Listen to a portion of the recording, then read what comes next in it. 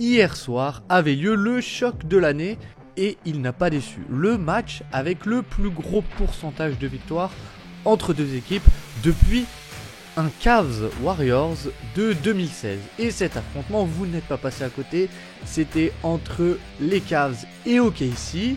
Et les Cavs se sont imposés avec une attaque flamboyante qui a réussi à complètement faire déjouer la meilleure défense de NBA. Alors comment ont-ils fait ? Eh bien je vous propose de regarder la fin de match tous ensemble.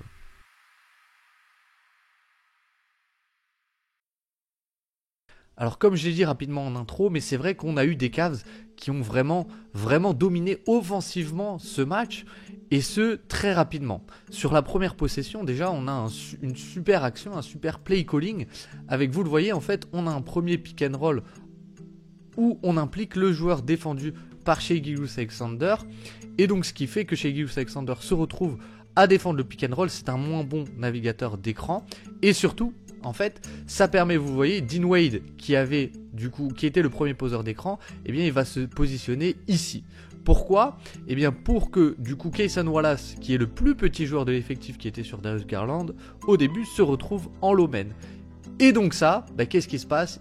Il se passe que quand Darius Garland il libère à Jarrett Allen, eh bien oui, OKC, ils aiment avoir des aides proactives, et donc le joueur qui se retrouve en position de faire l'aide, eh bien oui, c'est Cason Wallace, le plus petit joueur, mais surtout, eh bien ça permet, vous l'avez vu, le cut baseline de Dean Wade, il se retrouve complètement ouvert. Jarrett Allen, on voit que ça a été travaillé, il réfléchit pas tout de suite, la passe, le tir ouvert et le panier. Et ce qui est intéressant dans le troisième quart-temps, c'est les ball reversal, c'est-à-dire les renversements de côté pour justement attaquer ces aides très proactives du côté du Thunder. En fait, le principe il est assez simple, c'est que il y a souvent un joueur qui va venir en aide du côté du Thunder pour boucher l'espace. Ici, on va pouvoir voir un exemple. On a un pick and roll et vous le voyez, Hartenstein, il est en drop, c'est-à-dire qu'il couvre le pick and roll de Jarrett Allen. Et donc, ce qui se passe, eh bien, c'est que c'est Cason Wallace qui va venir en aide ici pour empêcher Donovan Mitchell d'aller jusqu'au panier. Et donc ça, ce qui se passe, c'est que vous le voyez, on est déjà prêt ici. On va servir Darius Garland, qui va du coup avoir un espace à exploiter, à attaquer par rapport à Cason Wallace qui vient faire ce fameux stunt. Et donc vous le voyez ici de suite, on enchaîne avec un pick and roll, ça crée un 2v1 face à Jalen Williams. Il n'est pas du tout en position de contenir Darius Garland. Darius Garland l'attaque avec de la vitesse, il va chercher ce petit flotteur, la faute même de Shai Gilgeous-Alexander et un panier facile.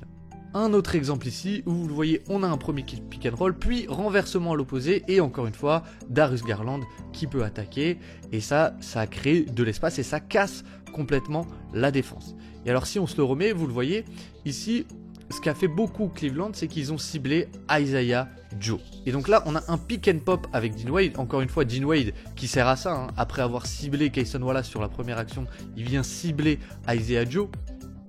Et en fait, ce qui se passe ici aussi, pourquoi ça a été intéressant, c'est parce que Luguensdort ne switche pas de Donovan Mitchell. Et simplement, s'il switchait, on n'aurait pas de décalage. Mais vu que là, il ne switche pas, c'est à Isaiah Joe, vous le voyez, de venir faire cette course pour close out sur le pick and pop de Dean Wade. On sert Dean Wade, Isaiah Joe est en retard, et vous le voyez, du coup, immédiatement, c'est Cason Wallace qui vient faire l'aide. Et c'est là où c'est super intéressant, c'est qu'en plus, on a un écran de Jarrett Allen.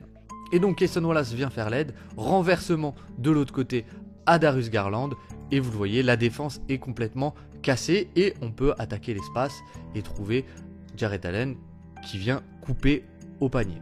On se la remet une dernière fois pour le plaisir, mais le pick and pop, le flare screen, le renversement, et j'attaque le close-out. C'est juste magnifique et parfaitement ciblé.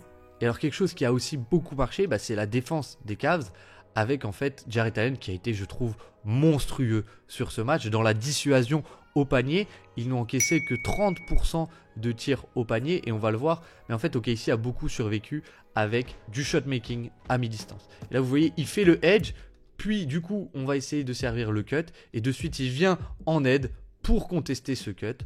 C'est tout simplement magnifique, et ça crée de la transition, ça crée un 4 contre 2, Darius Garland qui sert le joueur, extra passe dans le corner à Max Truss, et les Cavs ont créé aussi de l'attaque beaucoup via de la transition où ils ont été plutôt très adroits. Et alors j'en ai parlé dans un thread sur Twitter, je vous mettrai le lien en description si ça vous intéresse.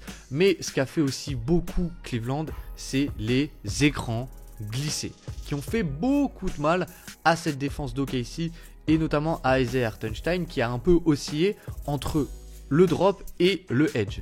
Et ce qui s'est passé, c'est que face à Darius Garland, on a eu beaucoup de edge parce qu'on veut l'empêcher de venir dans cette zone où il a le flotteur, où il peut nasher et où il est extrêmement dangereux.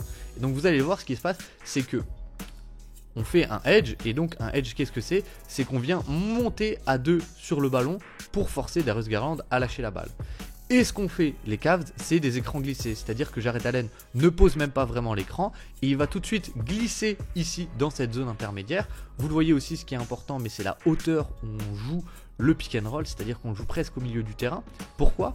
Parce que pour attirer tout simplement Isaiah Hartenstein ici, on sait qu'il va faire du edge et donc si on l'attire dans cette zone, eh bien ça crée ici une énorme poche d'espace pour opérer pour Jarrett Allen.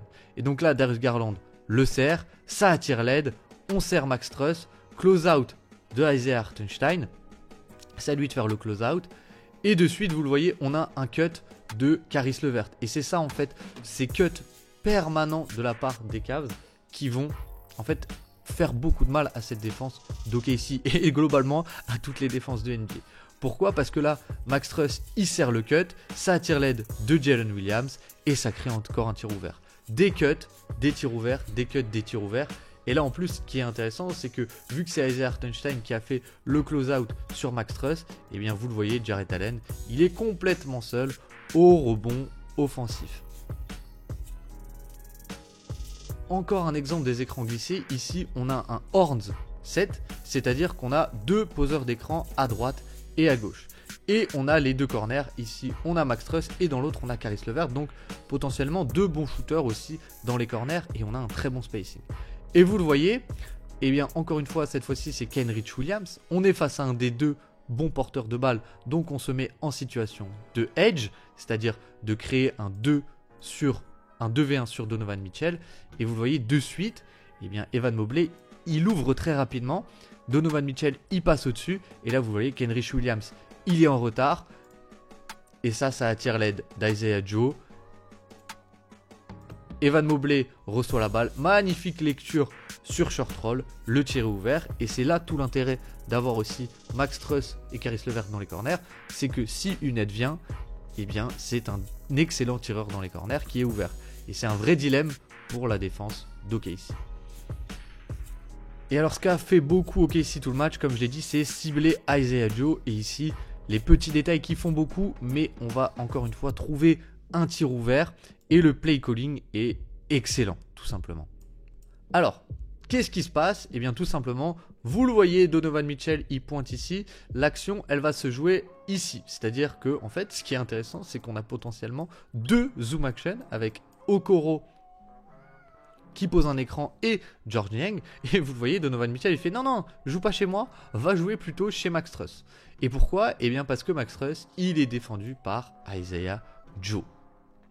Et donc une zoom action, qu'est-ce que c'est? C'est un premier écran que vous voyez ici, puis un dribble de main à main. Et vous le voyez ici, Isaiah Joe, il s'est pris l'écran de George Niang en pleine face, il est en retard, et forcément, s'il est en retard, eh bien, Evan Mobley, quand il roll, ça attire l'aide de qui? De Shai Gilgeous-Alexander, le défenseur du premier poseur d'écran, forcément.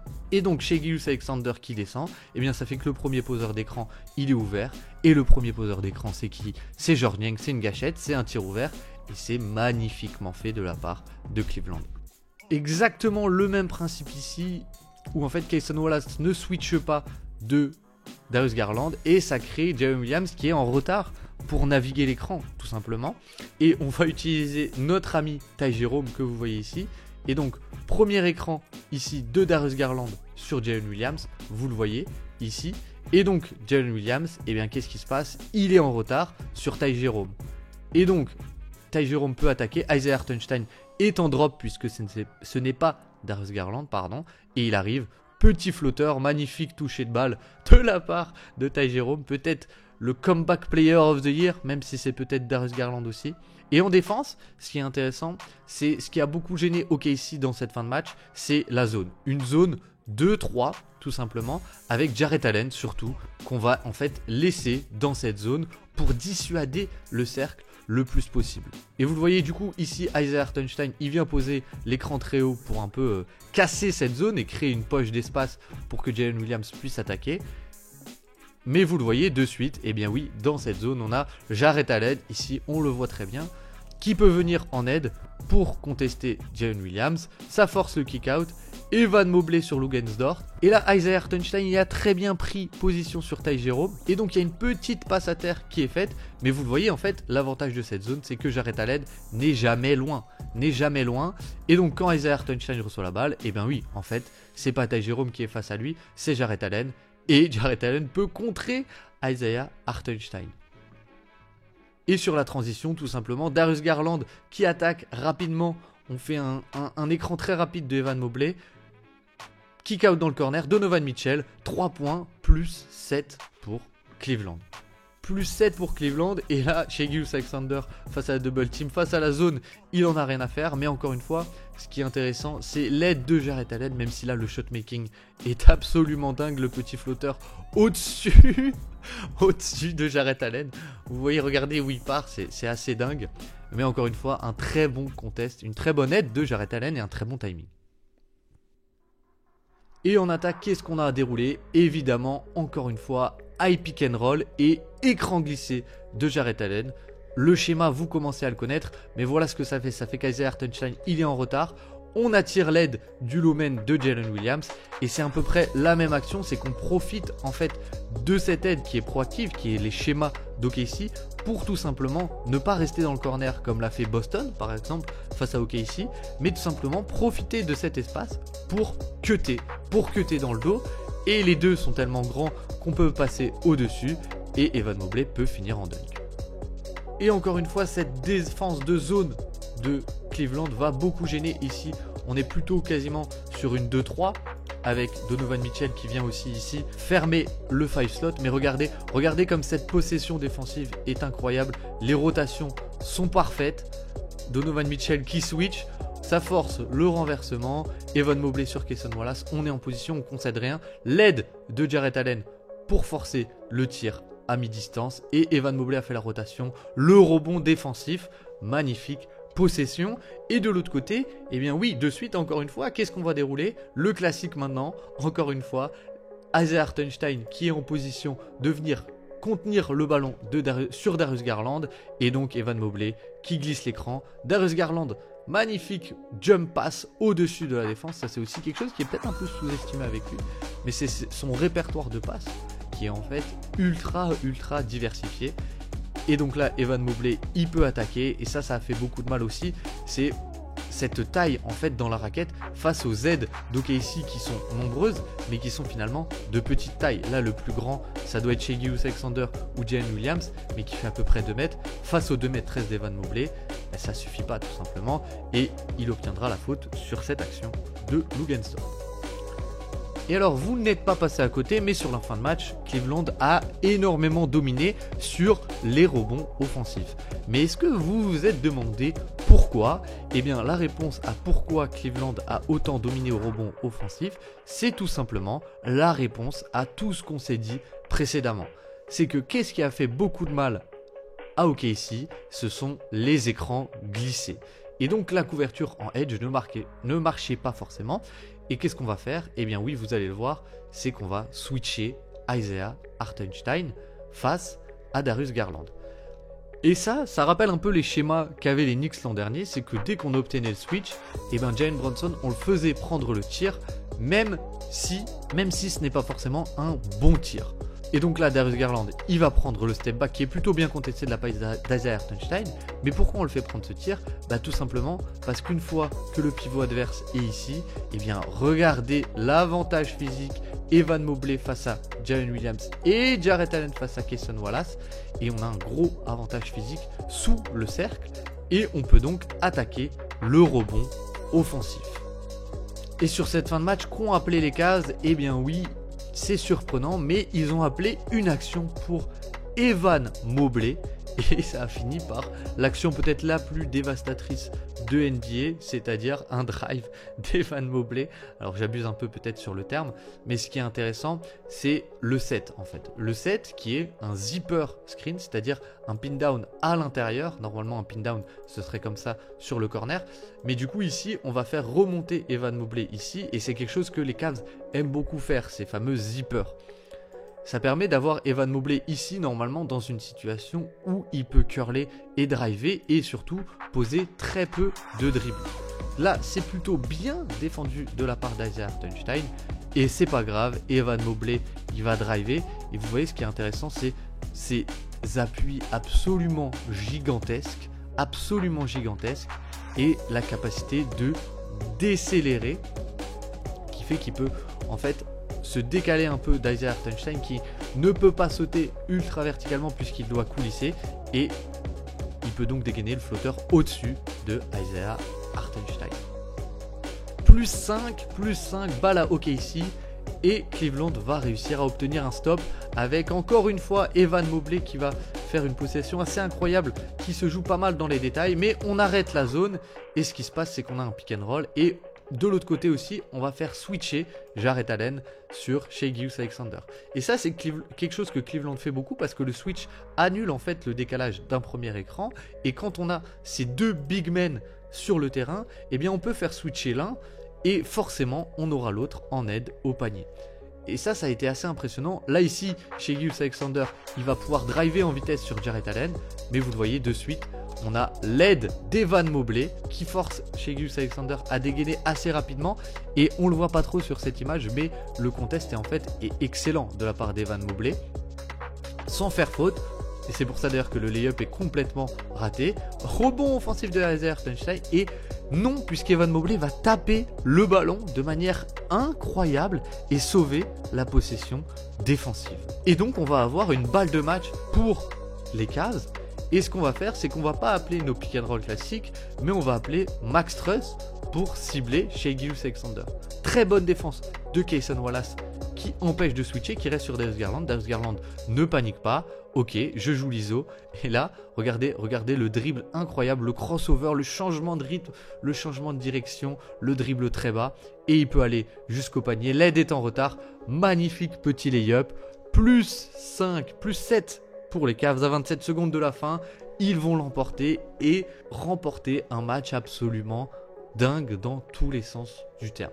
En tout cas, j'espère que ce petit débrief vous aura plu. Je vous encourage vivement à regarder le match en entier. C'était une vraie tuerie, une vraie folie. Moi, je vous dis à très vite sur le Dreamcast Show. Prenez soin de vous. Ciao, ciao.